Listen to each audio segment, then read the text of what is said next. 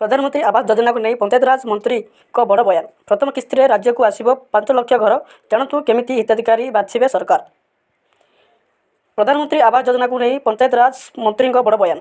कनक news को स्वतंत्र साक्षरता दे मंत्री रवि नायक कहते वर्षा दिन पर मिल प्रधानमंत्री आवास योजना घर। प्रथम किस्ती राज्य को आसब 5 लाख घर। चिठा प्राय प्रस्तुत हो सारी। घरे बापा पुओ और 2 पुओ थिले जदि से अलग रोथे घर देवाक योजना कर सरकार। मंत्री सूचना अनुसार भारतीय जनता पार्टी तांकर प्रकल्प पत्र में 15 लाख प्रधानमंत्री आवास योजना जगाई देवाक उल्लेख करते। ओडिशा रे एससीसी तालिका 1,20,000 रही मुख्यमंत्री। केंद्र तरफ प्रथम किस्ती राज्य को 5 लाख घर मिल। आगामी दिन में यही घर को योग्य हिताधिकारी दिज्व। एवं किसी लोक वीडियो को दरखास्त देती आउ कि लोक ऑनलाइन रे आवेदन करते संकलन चली। जदि यह 15 लाख रु अधिक हुए तेबे केंद्र सरकार को जन दिज्व बोली सूचना दी।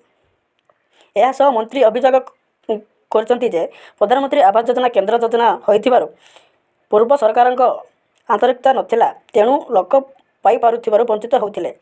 विभिन्न समय अयोग्य हिताधिकारी घर पाई ता भितर किछि लोक काम करी नाहंती एमिति नजर सामना को आसी। वर्तमान सरकार नजर रखिछन्ति। एथर ग्राम सभा और पल्ली सभा माध्यम प्रकृत हिताधिकारी को बछाଯିव। जदि बापा वो 2 पुओ अलग अलग रोचंती से 3टी घर मिलू नथिला। एबे समस्त को घर देवाक योजना करछन्ति सरकार।